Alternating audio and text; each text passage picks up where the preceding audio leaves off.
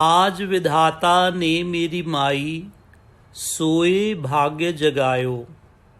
जन्म जन्म के भूले जन से सतगुरु आन मिलायो। सतगुरु का भजन मतलब सत का भजन। सतगुरु का मिलन मतलब सत स्वरूपी माँ का मिलन। सत से मिलन करा दिया जिसके बिना कुछ नहीं। उस अनंत जीवन से मिलन करा दिया जिसके बिना कुछ नहीं है। जो सब कुछ देख रही हैं, जानती हैं। सतगुरु का मिलन बड़े भाग्य से होता है।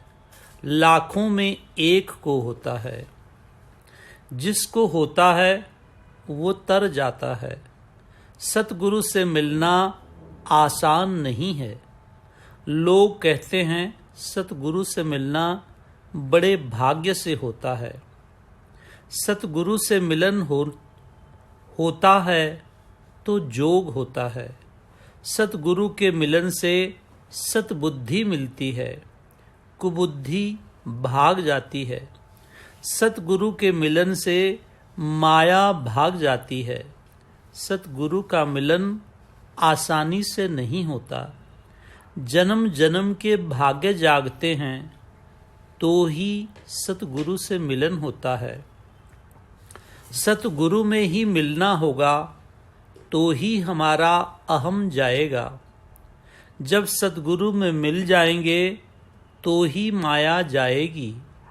सतगुरु में मिलन हो गया तो भव सागर से पार हो जाएंगे। सतगुरु घट के अंदर हैं, बाहर नहीं हैं। पुतले तो सब मिट्टी के हैं। पुतले तो सब मिट्टी हैं। शक्ति तो अंदर है। उस अंदर वाली शक्ति से मिलना है। उसमें विलीन होना है। उसमें मिले नहीं तो जन्म मरण का चक्कर तैयार है। सतगुरु में मिलन सतगुरु की दया से होता है। जब तक हम सतगुरु की इच्छा में नहीं रहते, हमारा उद्धार नहीं होता। अपना सब कुछ खो देना पड़ता है। कुछ भी पीछे नहीं रखना पड़ता। सब कुछ माँ के चरणों में चढ़ा देना पड़ता है। मिलन तभी होता है। सतगुरु को पाते वो ही हैं जो भाग्यवान होते हैं। वो सतगुरु में मिल एक हो जाते हैं। जब सतगुरु में मिलन की घड़ी आती है तब सीधा होना शुरू हो जाता है। सतगुरु में जब मिलन की घड़ी आती है तब जीव आनंद पाता है, अपनापन खो देता है। उसका अपनापन रहता ही नहीं। सतगुरु से जब मिलन की घड़ी आती है तो परमात्मा में आत्मा मिल जाती है। जब सतगुरु से मिलन की घड़ी आती है तो हमारे जन्म जन्मांतर की कड़ियाँ कट जाती हैं। जब सतगुरु में मिलन की घड़ी आती है तो इस जगत का नाश हो जाता है। न जगत रहता है, न नाम रहता है, न रूप रहता है। जगत में सबसे कठिन बात है सतगुरु के मिलन की। सतगुरु से मिलन तब होता है जब आत्मा की यात्रा पूरी होती है। आवागमन का चक्कर खत्म हो जाता है। उस मिलन की घड़ी का इंतजार करना चाहिए। सतगुरु से मिलन होना शुरू होता है तो समझो हमारे लाखों जन्मों के भाग्य जगे हैं। सतगुरु के मिलन में गुम हो जाना मतलब अपने आप को गंवाना है। किसी भी साधन से, किसी भी तरह से सतगुरु का मिलन नहीं हो सकता। केवल उनकी दया हो तभी हो सकता है। सतगुरु की बानी में अपना जीवन ढालना है। अपना जीवन सतगुरु की बानी में लय कर लेना है। सतगुरु की बानी में सतगुरु आप समाये हैं। सतगुरु की बानी में सतगुरु की शक्ति है। सतगुरु की वाणी सोई हुई आत्माओं को झंझोड़कर जगाती है, भूलों को राह लगाती है, माया में पड़े जीवों को बचाती है, हाथ पकड़कर चलाती है। सतगुरु की महिमा अपरंपार है। ईश्वर ही सतगुरु हैं, सतगुरु ही ईश्वर हैं, दोनों में भेद नहीं है। ईश्वर ही अपने चुने हुए रूप के अंदर से जगत को राह बताते हैं। ईश्वर में और सतगुरु में भेद नहीं होता है।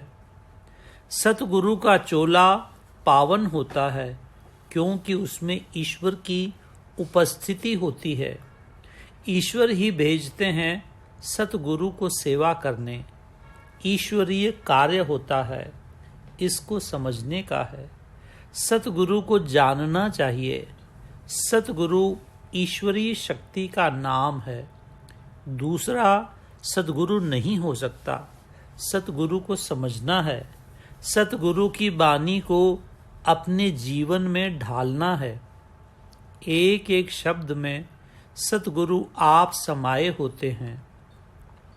सतगुरु के एक शब्द की कीमत कोई देना चाहे तो नहीं दे सकता। सारी दुनिया की संपत्ति ले आएं तो भी सतगुरु के एक शब्द की कीमत नहीं चुका सकते। एक जन्म तो क्या, लाख जन्म में भी उनका ऋण नहीं उतार सकते। इसको समझने का है। सतगुरु की वाणी ही सब कुछ है। एक एक शब्द को मनन करो। सतगुरु की वाणी से आत्मा जागृत हो जाती है। सतगुरु की वाणी से जीव आत्मा में विलीन होना शुरू हो जाती है। जीव आत्मा में विलीन होना शुरू हो जाती है। ईश्वर ही सतगुरु हैं। सतगुरु के काम में बाधा नहीं डालना चाहिए। जहाँ तक हो सके सतगुरु की सेवा करनी चाहिए। सतगुरु की सेवा उनकी वाणी के प्रचार से ही होती है। वाणी का प्रचार करना चाहिए। सतगुरु हमारे अंदर हैं। सतगुरु की वाणी को मनन करते रहना चाहिए। सतगुरु की वाणी सत की वाणी है। सतगुरु की वाणी में सत आप है।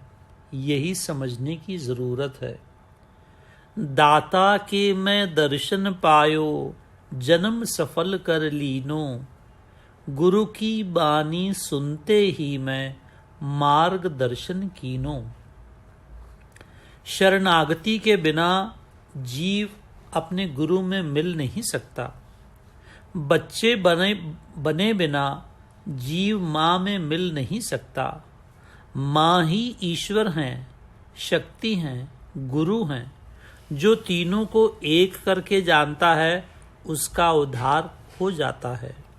जो भेद करता है वो डूब जाता है। माँ ही गुरु रूप से जगत में प्रकट होती हैं। जगत में जब जब प्रकाश हुआ गुरु रूप से हुआ। गुरु माँ अपनी वाणी में है, उसको अपने जीवन में लाना है। वाणी हमारे जीवन में आती है तो हम प्रकाश में रहते हैं। वाणी कहाँ से आती है ये समझना है। वाणी उस सत सरोवर से आ रही है, इसको जानना है। गुरु की वाणी सुनकर जीव को मार्गदर्शन हो जाता है। जीव बोल उठता है, ये मेरा रास्ता है। दो लोचन से फूट पड़ी पावन गंगा की धारा। सतगुरु के दर्शन करने से ही जीव के अंदर प्रेम का अथाह सागर फूट पड़ता है। गुरु, माँ और ईश्वर में भेद नहीं है। गुरु, माँ और ईश्वर तीनों एक हैं। गुरु के अंदर से ही माँ हमें एकता का संदेश देती है, अमृत पिलाती है। गुरु और माँ का प्रेम अकथनीय होता है। गुरु के रूप से माँ अपने बच्चे को भेजती है, जीवों को वाणी पर चलाती हैं। इस बात को समझने का है। दाता होएं दयाल तो मोको दीना निर्मल ज्ञान। झिलमिल झिलमिल करती ज्योति काहि अंतर ध्यान।